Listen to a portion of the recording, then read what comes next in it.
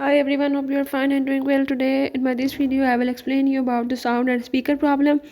So firstly, if you are new to the channel, do subscribe and press the bell icon so you can get the new videos. Now let's move to other topic. If you are having any issue regarding your sound and speaker in MI11i and MI11i hypercharge, you can solve it by the method as I am showing in this video.